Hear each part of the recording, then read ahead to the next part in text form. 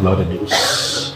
Graças e paz, igreja. Amém. Boa noite a todos. Boa noite. É difícil pregar hoje, hein? Eu entregaria o microfone. Depois do que a Diana fez aqui, o pastor Davi fez, fica difícil, né? Mas Deus é bom, amém? Amém. Abre a Bíblia comigo em 1 Reis, no capítulo 17.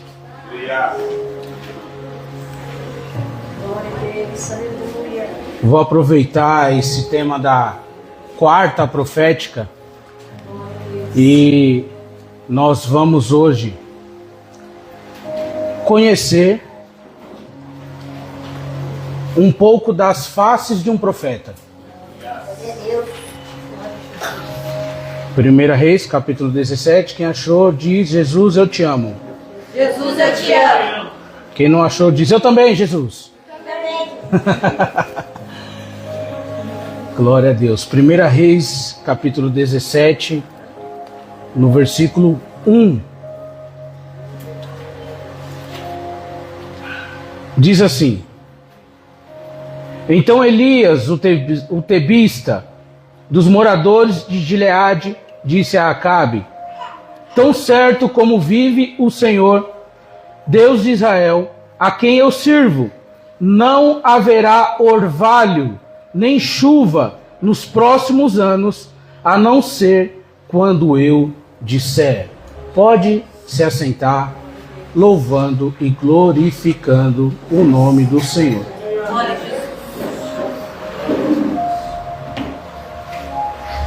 O pastor Davi falou aqui dos orvalhos de Hermon, e aqui Elias está falando que não vai ter orvalho, não vai ter isso aqui.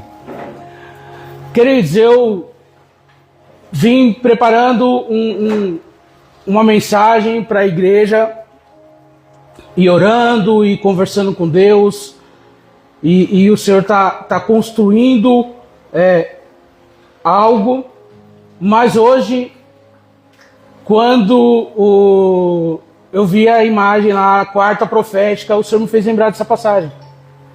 E essa ministração aqui foi a primeira ministração que eu ministrei na pandemia. A igreja fechou e não podia mais fazer culto, não podia mais fazer nada, e a gente ali sem saber o que fazer. A gente não transmitia culto na época, a gente não sabia fazer nada dessas coisas online, de mídia, a gente não tinha essa experiência. E nós nos reunimos, a liderança da igreja se reuniu e nós falamos: só vai para a igreja a pessoa que vai transmitir o culto e quem vai ministrar. Não vai ter mais ninguém na igreja. Então eram dois casais. E o primeiro culto quem ministrou fui eu. E eu ministrei essa passagem aqui. Ministrei, não foi essa mensagem, mas foi essa passagem. E hoje o Senhor me fez lembrar, e eu sentei e eu escrevi um pouco ali sobre isso. E a mensagem que o Senhor colocou no meu coração é: as faces de um profeta. Ou as fases da vida de um profeta. Todos nós temos fases nas nossas vidas que nós passamos. A Diana falou aqui que muitas vezes nós reclamamos de algo que Deus nos deu e nós não nos lembramos que nós pedimos lá atrás. Então, a pessoa reclama do carro, mas se esquece que orou por aquele carro. Reclama do filho, mas se esquece que orou por aquele filho. Não aguenta mais o casamento, mas se esquece que pediu tanto para Deus, e ali é só mais uma fase. É só mais uma face que o ser humano tem. Porque ora nós pedimos e ora nós reclamamos. E está tudo bem. Está normal. E aqui nós vemos isso. O versículo que nós lemos aqui é a primeira vez que se fala de Elias. O profeta Elias, a história dele já começa na Bíblia falando: Então Elias, o tesbita dos moradores de Gileade, disse a Acabe. Acabe é o rei de Israel. Acabe é a maior autoridade de Israel. Acabe manda em tudo. Se Acabe manda sentar, todo mundo senta. Se Acabe manda levantar, todo mundo levanta. Se Acabe manda matar, tem que matar. porque é ele quem manda. Ele é a autoridade maior ali. Mas aí chega Elias. E é Elias, sem dar nenhuma palavra, sem preparar nada, Elias chega, aponta o dedo na cara da autoridade e ele diz: tão certo como vive o Senhor, o Deus de Israel, a quem eu sirvo, não haverá orvalho nem chuva nos próximos anos, a não ser quando eu disser. A primeira face de um profeta é a obediência. Então, para ser um profeta de Deus, para ser um obreiro de Deus, para ser um servo de Deus, para trabalhar na obra de Deus, para fazer qualquer coisa para Deus, nós precisamos ser obedientes. O primeiro passo de um profeta é a obediência. Elias surge do nada. E ele chega na maior autoridade de Israel. Ele fala assim: olha, tão certo como Deus vive, o Deus de Israel, o Deus dessa cidade que você está governando, o Deus desse povo que você está mandando, o Deus desse povo ao qual você é autoridade, não vai chover nos próximos anos, até que eu diga: quem é você?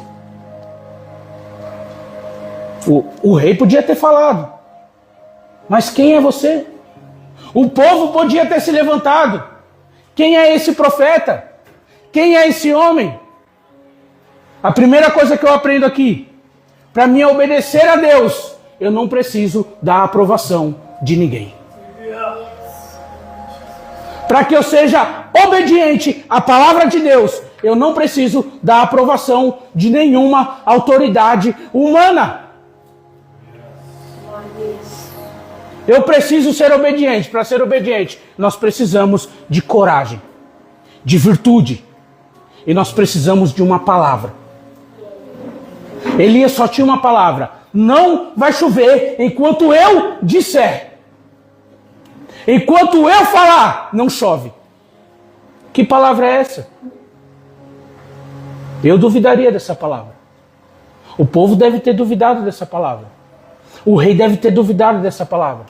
A esposa do rei deve ter duvidado dessa palavra. Os 850 profetas que existiam ali devem ter duvidado desta palavra. E qual é o problema disso? É quando chega a hora da profecia se cumprir. Porque Moisés diz que quando nós recebemos uma profecia, nós precisamos esperar o tempo dela se cumprir para ver se ela é verdadeira ou não. Tem profecia que Deus fala e cumpre assim. Mas tem profecia que Deus fala e daqui anos vai se cumprir, como a nossa irmã disse. E aí nós precisamos esperar por anos para ver se a promessa é verdadeira, para ver se a profecia é verdadeira. E aqui o profeta chegou, deu a palavra e foi embora, e sumiu. Isso é obediência. Então, para obedecer a Deus, nós não precisamos de aprovação de nenhuma autoridade do mundo. Nós precisamos ter uma palavra de Deus. Para ser um profeta aprovado, nós não precisamos de nenhuma carta, de nenhum governo, de nenhuma autoridade lá de fora. Nós precisamos estar alinhados com a palavra de Deus. Então a primeira face de um profeta que eu aprendo aqui é a obediência. E aí Elias corre um grande perigo agora. Porque ele joga uma profecia sobre a maior autoridade de Israel. E essa maior autoridade de Israel, que é Acabe, é casado com uma mulher demoníaca chamada Jezabel. E essa mulher, ela é sacerdotisa de deuses pagãos. É uma feiticeira. É uma mulher má. É uma mulher que não tem misericórdia. É uma mulher que eu tenho certeza que ao ouvir isso aqui, ela se descabelou toda. Então Elias precisou fugir. E Deus deu uma palavra para ele. Deus fala para Elias: foge, sai daí. Vai lá para a beira dos ribeiros, que eu vou mandar que os corvos te alimentem lá. Elias sai de onde ele está se esconde onde Deus manda ele se esconder. E Elias é alimentado por corvos. Aqui vai ter várias discussões teológicas do que é esses corvos, mas essa ave, ela come carne. E Deus ordenou para que essas aves levassem carne para Elias.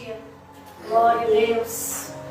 Então a segunda coisa, segunda face de um profeta que eu quero colocar aqui, é que o profeta, a segunda face de um servo de Deus, a segunda face de uma pessoa que busca a Deus, é que ela precisa ter fé na palavra de Deus. Porque a profecia da obediência foi: não vai chover até que eu diga que chova. E isso pode durar por anos. Deus manda Elias ir para a beira de um ribeiro. Só que esse ribeiro seca. E agora, a profecia que Elias lançou sobre a autoridade de Israel atinge a vida de Elias. E é aqui que nós precisamos ter fé. Porque nós, como servos de Deus, não estamos imunes ao que o mundo está passando. É mentira quando dizem que você é fiel a Deus, que se você for fiel a Deus, que se você for servo de Deus, que se você fizer tudo direitinho, você não vai sofrer, você não vai chorar, você não vai passar por turbulência. Isso é mentira.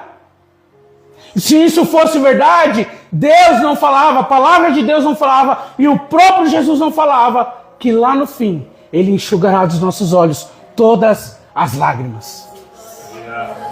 E o próprio Jesus disse: enquanto nós estamos aqui, nós vamos passar por tribulações, por aflições, por dores. Mas aí vem a palavra que a irmã Diana disse de novo: tenham bom ânimo, porque eu venci o mundo. Então a segunda face de um profeta, de um servo de Deus, de um obreiro, de alguém que serve a Deus, é que ele é cheio de fé. E aí as aves vinham alimentar Elias, mas a água acabou. E aí Elias não tinha mais água para tomar. E aí Deus falou: ó, vai para tal lugar, porque lá tem uma viúva, e essa viúva vai te servir. E aí chegando lá, a gente já conhece a história, Elias vê a viúva, e aí ele fala: traga um pouco de água para mim, e ela vai buscar água, aí ele fala: traz um bocado de pão, e ela diz: meu senhor, eu não posso trazer um bocado de pão, porque só tem eu e meu filho aqui, e a única coisa que a gente tem é para fazer um pão, e a gente vai comer e morrer, porque não tem mais nada, porque está tudo seco. Elias podia ter falado: ei, pode confiar em mim, porque quem deu essa palavra fui eu que falei com Acabe, essa profecia foi minha, então pode ir lá e fazer. Não, mas ele foi humilde. Faça assim, senhora, vai lá e faça o primeiro pedaço de pão para mim. Isso aqui é um ensinamento. Quando as coisas estão ruins, quando o deserto chegar, quando o ribeiro secar, quando nós não temos mais recursos, a primeira coisa a se fazer é buscar a presença de Deus. A presença de Elias na vida dessa viúva, que era uma estrangeira, não era nem de Israel, era uma estrangeira. A primeira coisa que ela fez foi fazer aquele pedaço de pão e levar para o profeta. A presença de Deus tem que ser prioridade nas nossas vidas. O mundo pode estar se destruindo. Os ribeiros podem estar secos. A provisão pode não estar mais chegando. Mas nós precisamos aprender a priorizar a presença de Deus. E sem fé, isso é impossível. Sem fé, nós não conseguimos. A palavra fala que sem fé é impossível agradar a Deus. Glória a Deus. Sem fé nós não conseguimos. A fé que está em nós, ela atinge outras pessoas. E aí o que Deus me dá vai transbordar para o outro. Aquilo que Deus traz, faz, coloca em mim, precisa passar para o outro. Como o pastor Davi disse aqui, quando nós nos reunimos, nós deixamos de ser cada um e passamos a ser muitos. Uma comunidade é uma unidade em comum, uma unidade de comuns. Nós precisamos ser unidos, juntos. Nós precisamos ser um em Cristo, porque foi isso que Ele fez por nós. Aleluia. Então quando Elias, ele encontra essa viúva, fala, não, foi Deus que me mandou neste lugar. E aí a fé que Elias tem agora, alcança a vida daquela mulher. Faz aquela mulher obedecer o homem de Deus e traz provisão para o profeta e para a casa daquela mulher. E a gente conhece a história, vai continuar lendo aqui o 1 Reis 17, o filho dessa mulher vem a falecer, ela fala, mas o que você fez? Você veio aqui para trazer a minha iniquidade na minha cara, o meu filho morreu, ele sobe, ora pela criança e a criança ressuscita. Então começa a escassez, começa na água, vem para o pão, acaba a farinha e acaba até a vida. Mas se tem fé dentro de casa, aleluia, o milagre ainda acontece. Se ainda tem um resquício de fé, o milagre ainda acontece. Então a segunda face de um profeta, de um servo de Deus, de um obreiro, de alguém que serve a Deus, de cada um de nós, é ter fé na palavra de Deus. Nós, a comunidade de crentes, de cristãos, nós somos os únicos que podemos sorrir na cara do azar. Enquanto está todo mundo chorando, reclamando, nós podemos nos alegrar, porque nós somos filhos do Deus vivo.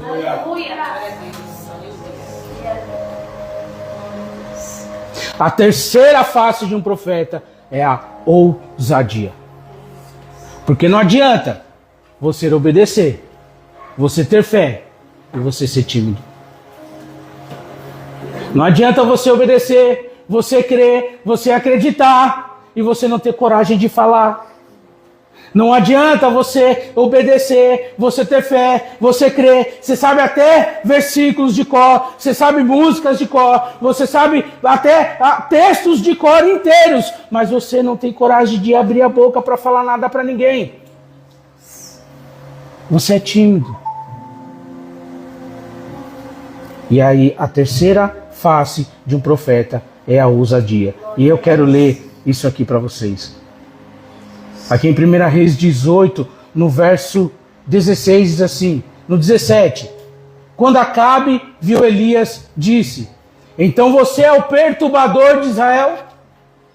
E Elias respondeu, eu não tenho perturbado a Israel. Quem tem perturbado a Israel é você e a casa do seu pai. Porque vocês abandonaram os mandamentos do Senhor e seguiram os Baalins. Agora ordene que todo Israel venha se encontrar comigo no Monte Carmelo. Convoque também os 450 profetas de Baal e os 400 profetas da deusa Azerá, que são sustentados por Jezabel. Olha a ousadia desse homem. Depois daquela primeira profecia que ele traz para Acabe, 2 anos e 6 meses, 3 anos e 6 meses, ele volta para Israel. E aí, enquanto Acabe está desesperado, a palavra vai falar que ele chama o seu servo Obadias e ele está desesperado porque ele fala assim, o nosso gado vai morrer, então eu vou subir para esse monte, na fonte de um ribeiro, você sobe para outra fonte do ribeiro, para ver se acha grama, para trazer para o nosso gado, para que nosso gado não morra. E aí quem achar primeiro volta. Nessa caminhada, Obadias encontra Elias. E ele fala, vai lá e fala para Acabe que eu estou aqui. Que o profeta voltou. E aí Obadias fica com medo. Não, meu senhor, não vou fazer isso. Porque todo mundo falava que você estava numa cidade e Acabe ia lá e não estava. E ele mandava matar todo mundo. E ele ia em outra cidade. Ah, Elias está lá. E chegava lá, não estava. E ele mandava prender todo mundo. E se eu falar que você está aqui, o Espírito do Senhor mandar você para outro lugar. E ele não te achar. Ele vai me mandar matar também. E eu sou servo do Deus Altíssimo. E Obadias diz, você não está sabendo que quando Jezabel mandou matar os profetas de Israel, eu os escondi em um buraco, em um porão, e eu os alimentava? Elias fala, não, eu não vou sair. Tão certo como o Senhor vive, pode mandar ele vir aqui, que hoje eu vou falar com Acabe. Um profeta, ele precisa de ter ousadia. Ele precisa manter a sua palavra. Ele precisa ter coragem. Porque um profeta sem coragem nem é um profeta. Em qualquer coisa das nossas vidas. Se eu quero uma promoção no meu trabalho, eu preciso ter coragem. Primeiro para estudar, para me preparar e te pedir essa promoção. Ó, eu tô aqui, hein? Ó, eu sei fazer, hein? Ó, eu quero isso aí, hein? No ministério é a mesma coisa. Ó, eu tô aqui, hein? Olha, eu sei fazer, hein? Olha, eu tô aqui, hein? Pode contar comigo, hein? Nós precisamos de ousadia. Eu quero ganhar alguém para Jesus, eu preciso falar de Jesus para essa pessoa. Eu quero trazer alguém para os caminhos do Senhor, eu preciso falar das benevolências do Senhor para essa pessoa. Muitas vezes Deus me transforma, Deus me cura, Deus transforma a minha vida, mas eu não tenho coragem de falar para ninguém sobre o que Deus fez na minha vida. E aí sabe o que acontece? Tem gente que está do meu lado, que está sofrendo o que eu sofria, e ele não sabe o que Deus pode fazer por ele. E aí na hora que com ousadia eu abro a boca para falar do que Deus transformou a minha vida, essa pessoa quer ser transformada também. E através da sua vida, ela vai encontrar os caminhos do Senhor. Elias chega com ousadia. E ele fala, chama o rei aqui, que eu quero falar com ele de novo. E aí quando Acabe vê Elias, ei, você que é o perturbador de Israel, falei, eu não. Quem está perturbando Israel é você, com as suas atitudes, com o que você está fazendo. E não é só você não, a casa do seu pai também. Elias bota para baixo. Olha, é você o perturbador de Israel. Eu sou servo de Deus. Quem perturba Israel é quem está pecando, quem está casando com quem está no mundo, quem está trazendo as coisas do mundo para cá para dentro. Isso é perturbar a Israel. Não sou eu não. Eu estou trazendo a palavra para cá. Faça o seguinte, chame todos os profetas que você tem e me encontre. E aí nós vamos para a próxima face do profeta. Um profeta, um servo de Deus, um obreiro, alguém que serve ao Senhor, ele é confrontador. Glória a Deus. Ele não recua. Aleluia. Ele vai para cima. E aí, no nosso contexto aqui, não é para você sair brigando com todo mundo. Não, então eu vou marcar um político, eu vou atrás da casa de alguém. Não. Eu estou falando isso aqui porque nós aqui, a nossa guerra, a nossa briga, a nossa luta é contra a nossa idolatria. É contra o nosso pecado. É contra aquilo que nos tira da presença do Senhor. Então eu preciso ter fé que o Senhor me dará forças para fugir daquilo que me tira da presença dEle. Eu preciso ter ousadia para dizer não quando algo que eu gosto, ou que me fazia bem, vem de vez, vem de volta para me confrontar. Eu preciso ter forças para confrontar todos aqueles sentimentos, pensamentos e propostas que vão me fazer sair da presença de Deus. Aleluia. Não, mas isso aí você está falando para profeta. Isso aí é para quem é obreiro. Isso aí, não, queridos. Isso aqui é para quem decidiu andar nos caminhos do Senhor. A palavra de Deus, ela não é exclusiva para cargo hierárquico, não. Para quem tem mais ou menos, não. Para quem é mais ou menos, não. A palavra de Deus, Jesus fala que se você conhece, você já não tem mais desculpas. Aleluia. Se você ouviu, você já não tem mais desculpas. Isso aqui é para mim e para você. Desde os mais simples. Então ser confrontador é falar assim, ei, tudo aquilo que está me tirando da presença do Senhor, vem aqui, que eu quero fazer prova do Deus vivo agora. Aleluia. E aí a gente conhece a passagem. Os profetas de Baal e de Azerá fazem lá o altar e pegam o cordeiro e coloca lá, e Elias faz o desafio, vamos orar, o Deus que descer fogo do céu e consumir o sacrifício, esse é o Deus verdadeiro.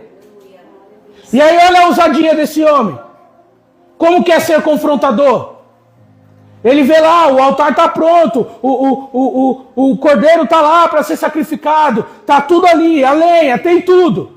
E aí os profetas começam a orar, 850 profetas, começam a fazer ali os seus rituais, e gritando, e Elias fala, cadê o seu Deus? Grita mais alto, ele deve estar dormindo, ele não está aqui, ele está brincando com vocês, ele nem existe. Nós precisamos confrontar tudo aquilo que não é de Deus. A palavra fala assim, faça prova de mim, para ver se eu não abro as comportas dos céus e derrame bênçãos sem medidas. Aleluia! Ser confrontador com aquilo que quer me tirar da presença de Deus. Nós precisamos lutar com isso todos os dias. Não, eu não aguento mais. Tem gente que chega em mim todos os dias. Oi, cara, eu tô com vício assim, assim, assim. Cara, por que você tá... Esses dias eu recebi uma mensagem de um amigo de infância. Amigo de infância, nós crescemos juntos. E ele mandou uma mensagem e falou assim, Ricardo, eu não consigo, eu estou na mesma vida até hoje e eu não consigo sair dela, cara. Me ajuda. Eu falei para ele, eu não posso fazer nada. Eu não posso tirar a droga da sua mão. Eu não posso tirar o celular da sua mão. Eu não posso te tirar do meio de um assalto. Eu não posso fazer nada disso. Eu posso te dar uma palavra. Eu posso atender um telefonema, eu posso te dar um abraço, eu posso orar por você. Mas quem tem que tomar a atitude é você. Eu não posso pegar no seu braço e te tirar desse lugar. Você precisa confrontar o seu pecado. Se você quer mudar, você precisa confrontar aquilo que está te segurando.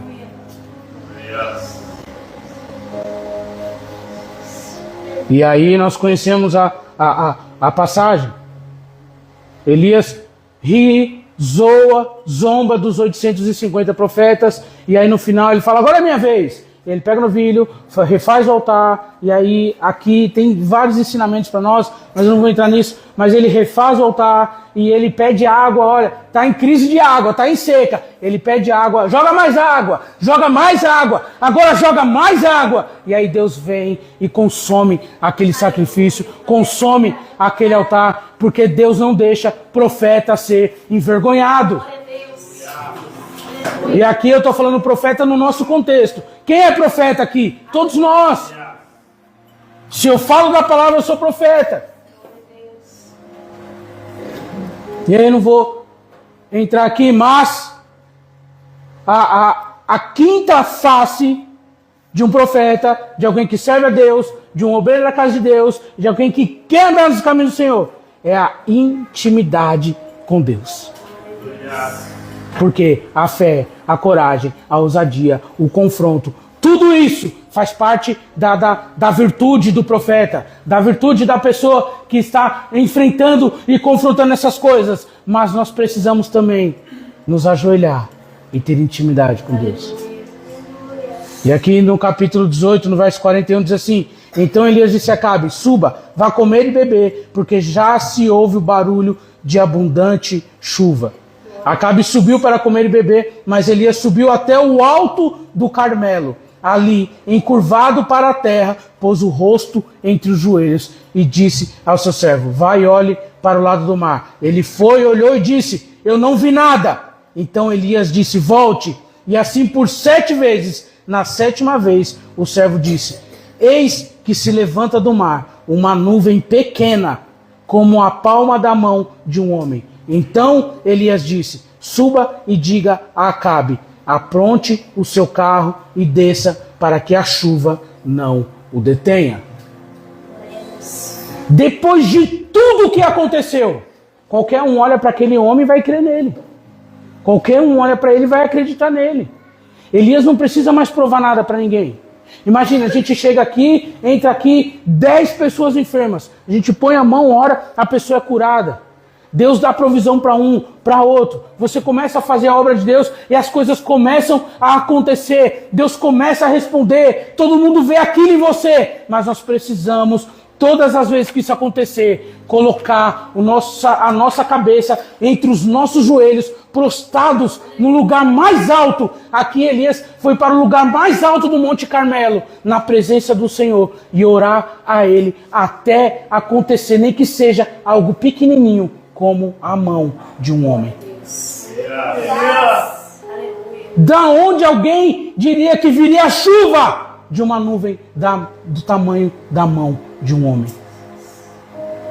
Deus não quer saber do que você faz, como você faz ou quanto você faz.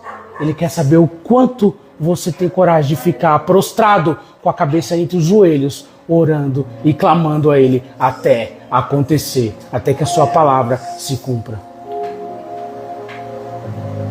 Tudo que nós vemos aqui sobre Elias, e nós nem detalhamos muita coisa, já é extraordinário. Elias é o maior vulto profético do Antigo Testamento. A palavra vai falar que alguém como Elias viria preparar os caminhos para Jesus, que é João Batista. É um homem lembrado por muitos. Tiago vai dizer que Elias era homem comum, como nós, e ele orou, e a terra secou, e orou, e a chuva veio. Glória a Deus. Mas é um homem que, para que a palavra de Deus se cumpra, precisa ajoelhar e orar.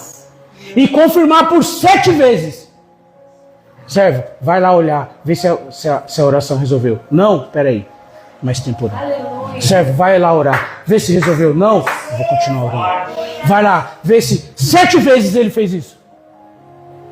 E aí o que acontece? Ó, tem uma nuvem subindo lá na direção do mar, do tamanho da mão de um homem. Muitos iam reclamar: é isso que você tem para mim, Deus? Depois de tudo que eu fiz para você, é só isso? Isso aqui não dá chuva, isso aqui não faz nada. Não, Elias se levantou e falou: é essa a provisão, se prepare, porque a chuva vai cair.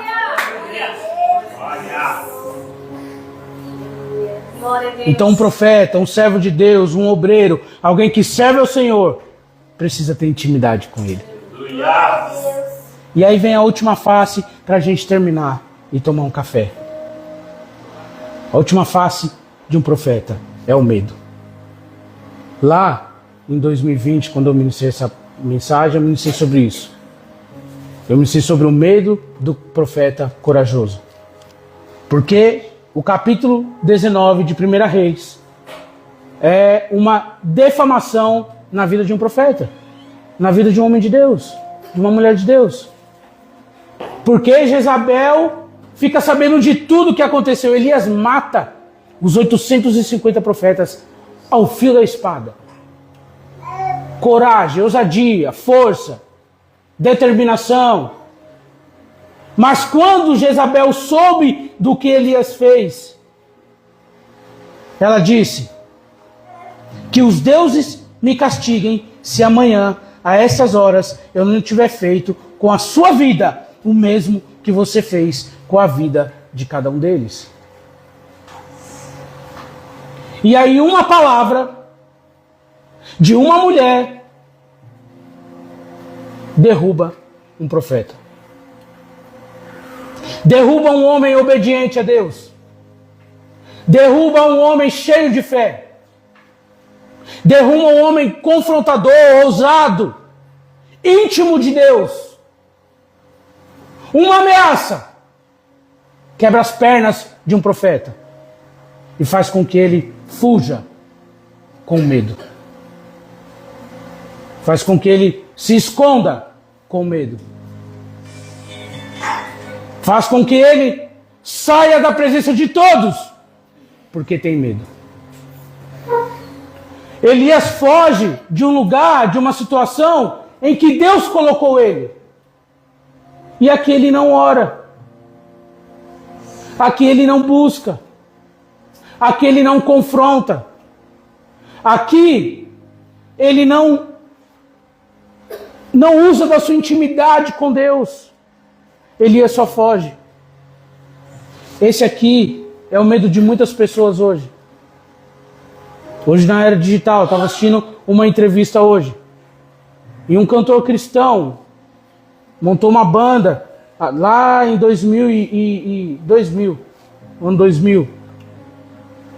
E eles ficaram 2 anos com a banda e retornaram agora com a banda.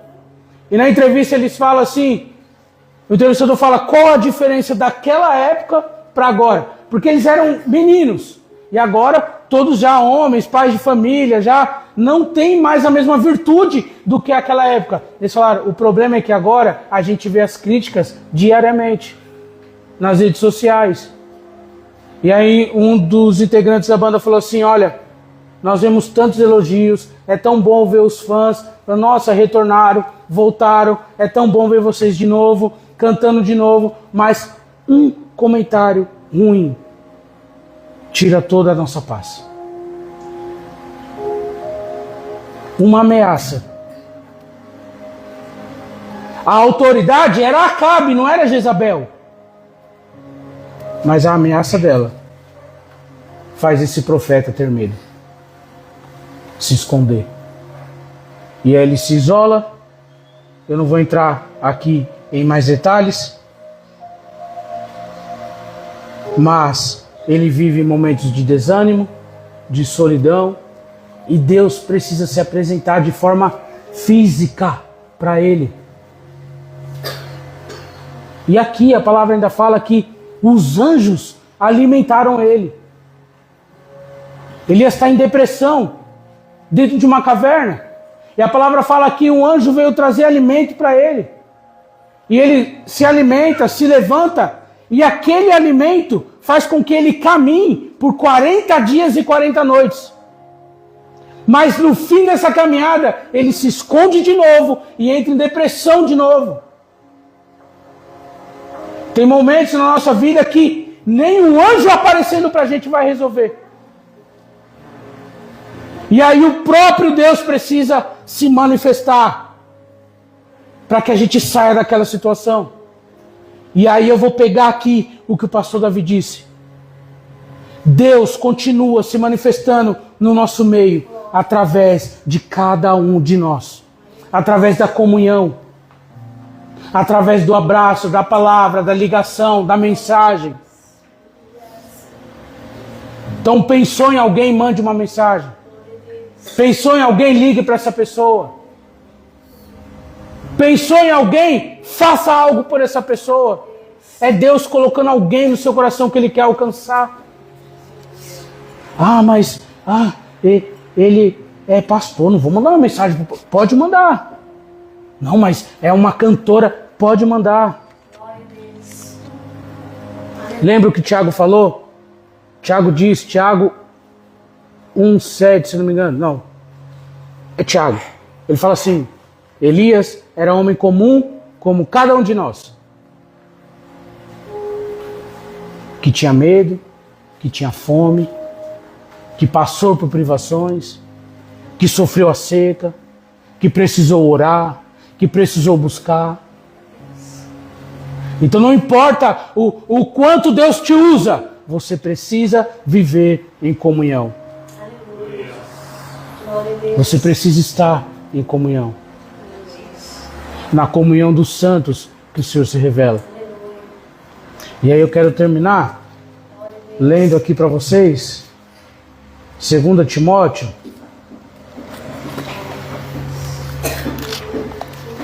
1,7, que diz assim: porque Deus não nos deu um espírito de covardia, mas de poder, de amor e de moderação, ou domínio próprio.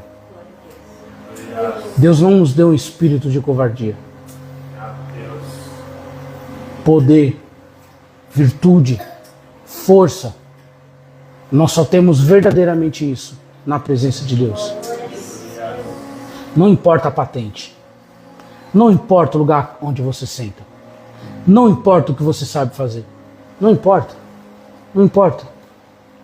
Hoje eu li 1 Coríntios e o apóstolo Paulo começa a carta falando aos Coríntios, insistindo, ele fala muito sobre isso. Fala assim, Deus escolheu as coisas vãs deste mundo para confundir os sábios. Deus escolheu as coisas pobres desse mundo para confundir as ricas. Deus escolheu os menores desse mundo para confundir os grandes. Porque Deus não liga para a performance. Deus olha para o coração de quem Ele quer usar.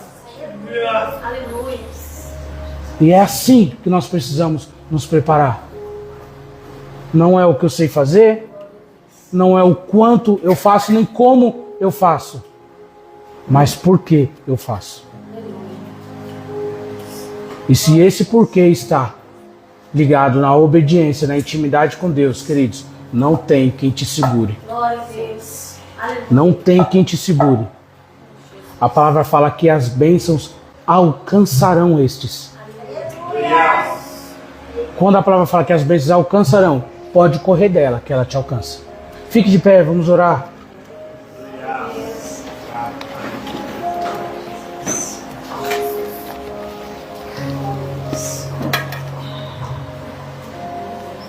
Então a oração profética que eu faço essa noite é que nós vamos ter essa ousadia.